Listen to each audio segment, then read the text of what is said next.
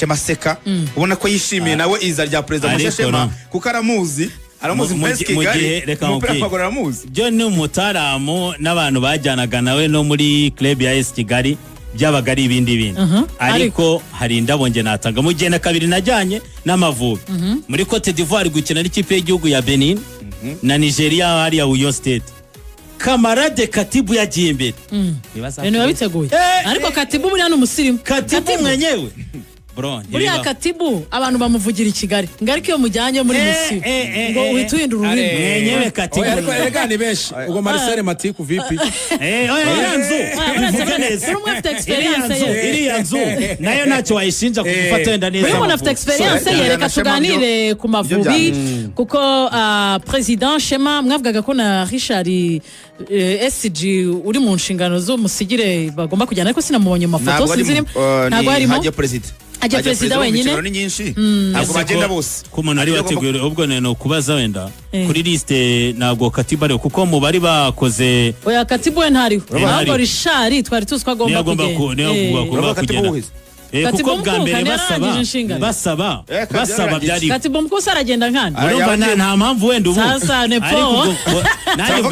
yahabwa nandi abakinyi bahagurutse reka twirebere ku ikipe y'igihugu Rwanda Amavubi bagiye gukina umunsi wa 7 n'uwa 8 umukino wa mbere muri leta ya Uyo bazakina nyine na Nigeria tariki 6 hanyuma bahita berekeza muri Afrika y'Epfo bazakina na Zimbabwe ku itariki ya 9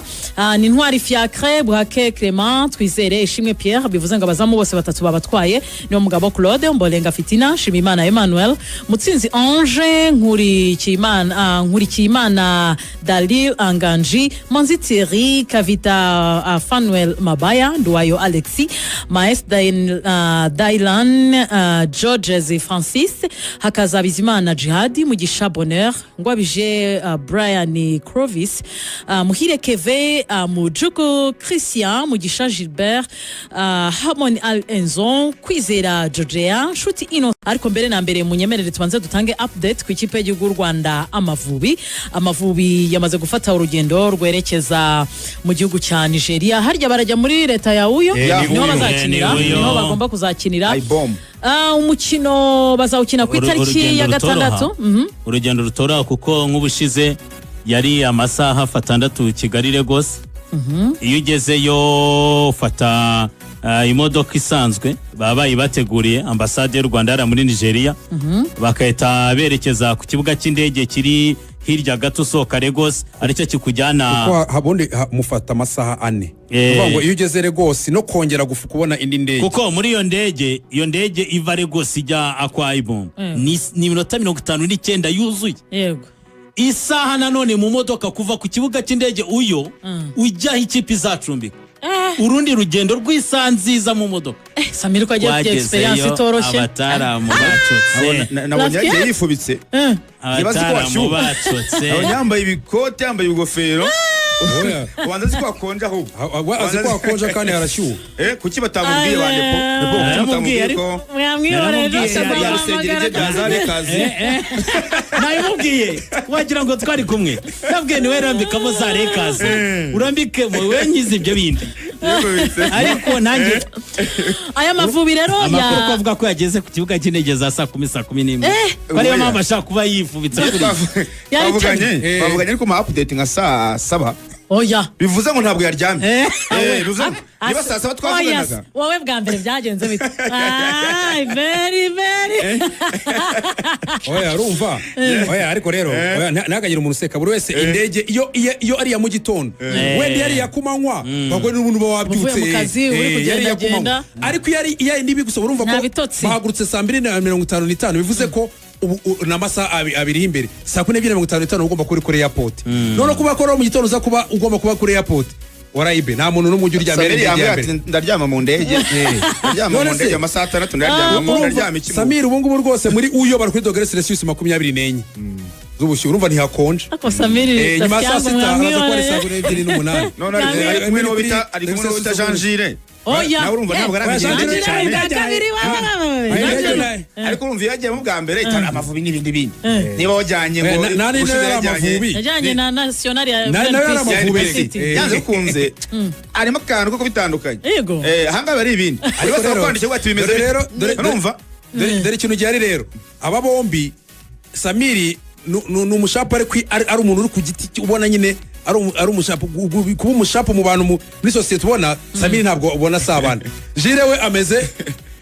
ni padiri nk'ishusho. Reka twinjire mu Mavubi. Aya Mavubi yahagurutse anahagurukana na Perezida mushya wa Ferwafa Dr Shema Fabrice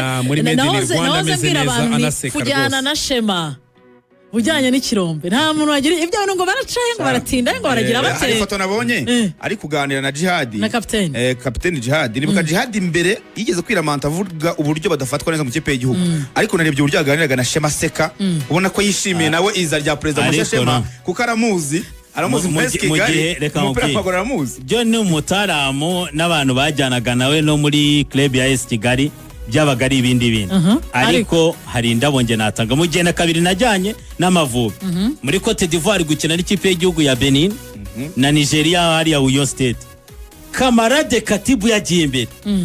bene babiteguye ariko Katibu buriya n'umusirimu Katibu mwenyewe buriya Katibu abantu bamuvugira i Kigali ngariko iyo mujyanye muri misi ngo uhita uhindura ururimi mwenyewe Katibu ariko erega ni benshi ubwo Marcel Matiku vipi yanzu bivuga neza urumwe afite experience iriya nzu nayo ntacyo wayishinja kugufata wenda neza urumwe afite experience reka tuganire ku Mavubi kuko President Shema mwavugaga ko na Richard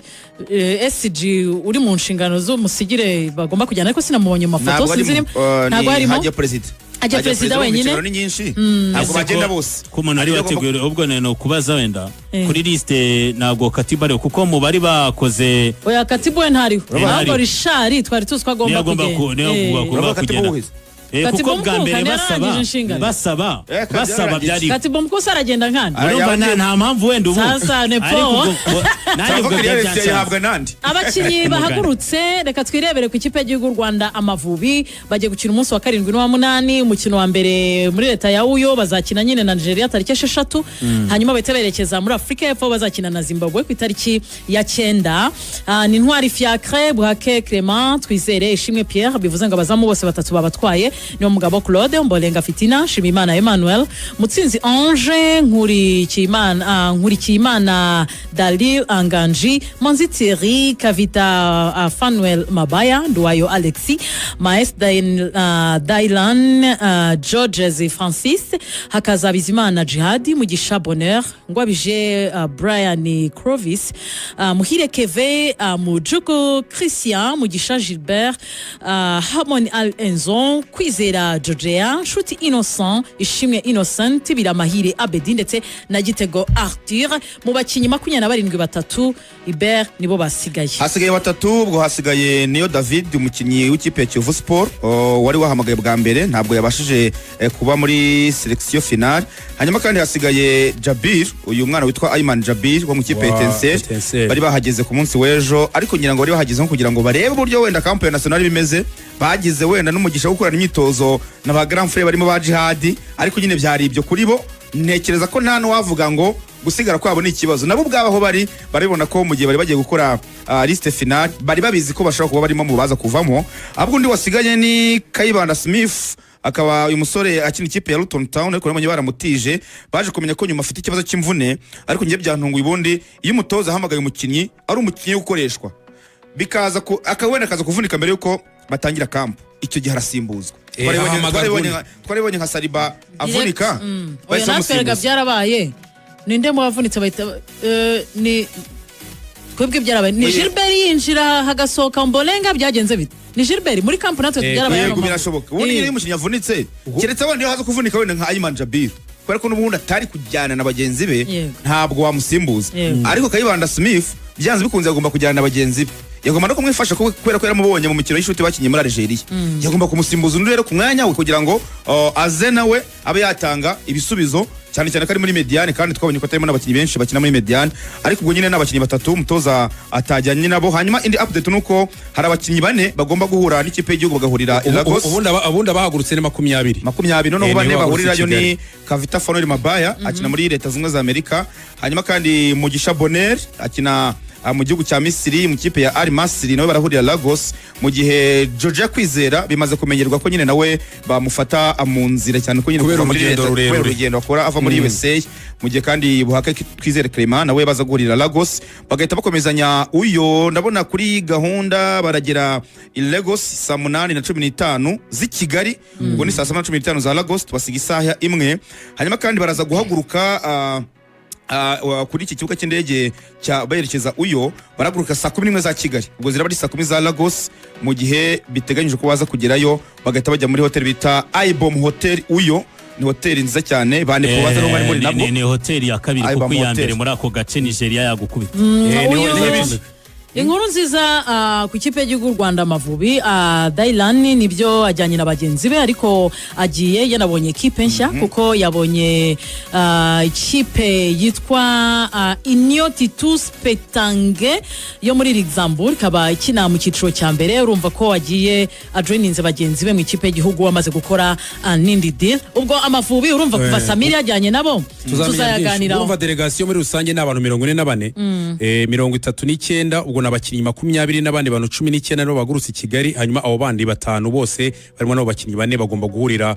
muri Nigeria delegation muri rusange y'abantu 44 ijyanye n'ikipe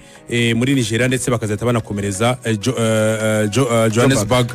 muri Afrika y'Epfo umutara muri South Africa yitwa Kwizera esheshatu nubwo bazakina saa 12